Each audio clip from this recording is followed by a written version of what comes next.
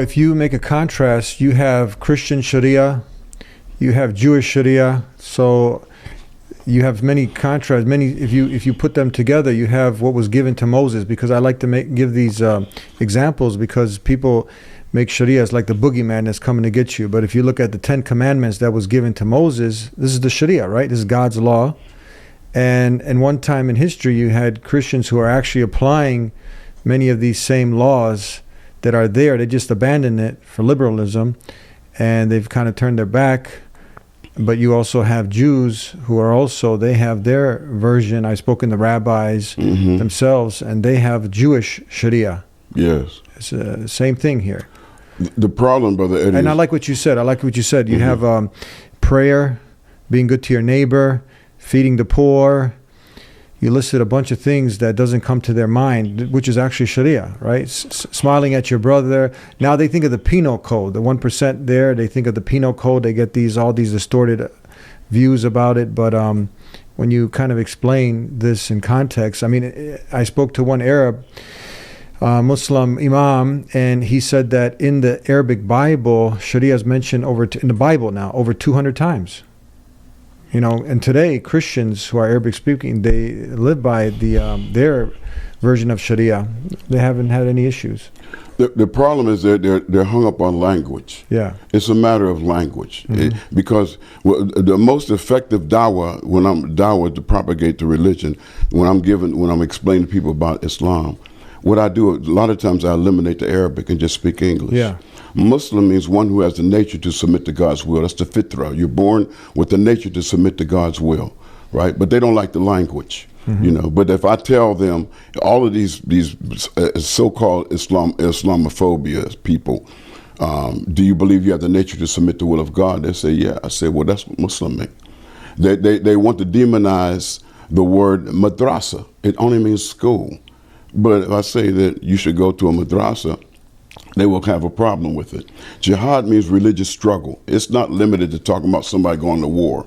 Everyone is on a religious struggle, you know. And even these politicians, the governor and the senator and other people, they're engaged in a religious struggle. Jesus did jihad when he flipped the money changers in the temple. Because he was against gambling. He was against gambling, you know. So I'm saying anything. Here's the problem with America. And some other countries that are influenced by America, anything that impacts or affects the economics, they're going to have a problem with it.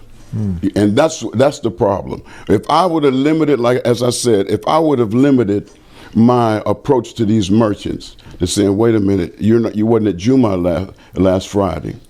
You should go to Juma prayer. That's where your blessings are. So do you stop and pray during the day?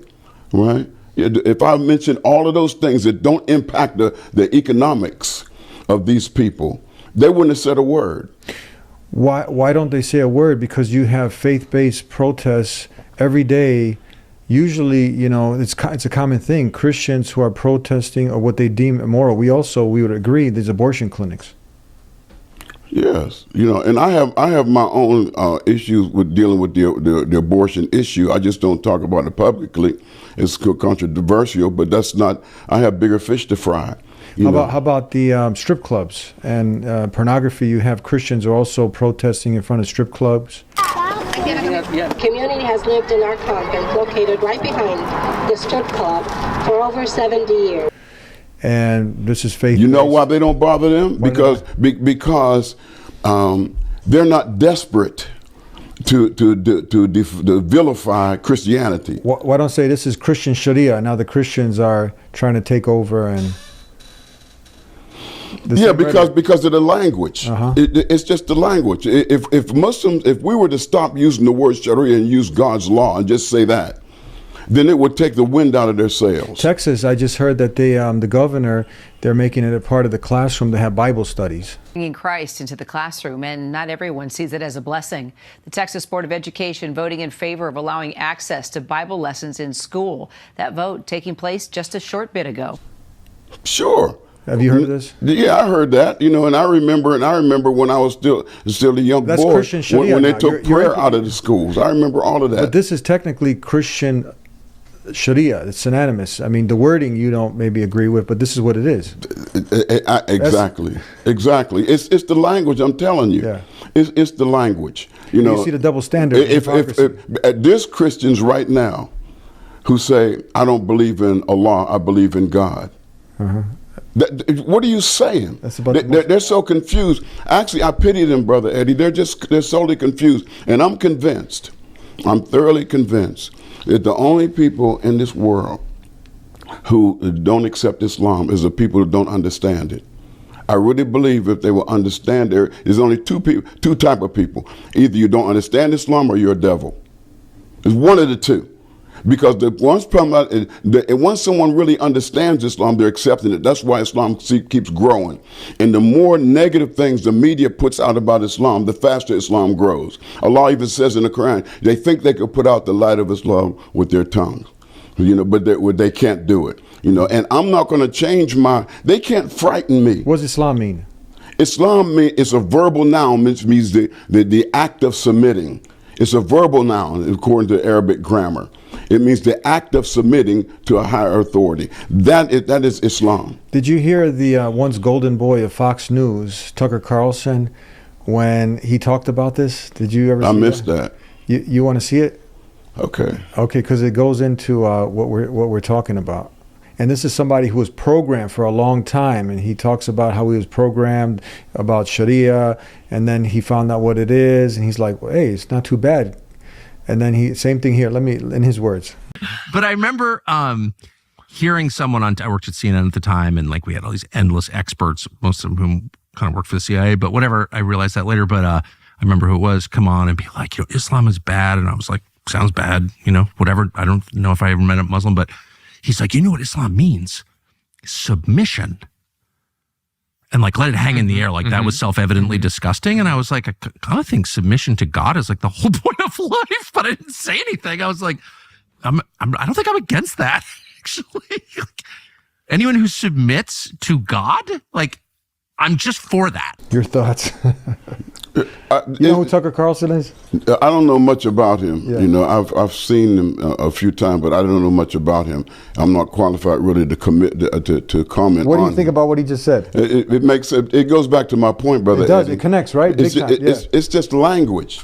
If we were to take away the Arabic and replace it with English, with some of the stuff that these people are trying to put, they want to make sure that Sharia is coming to America. I told you, Sharia has been in America. Law has been in America. If they want to ban Sharia, they should ban the Constitution of the United States.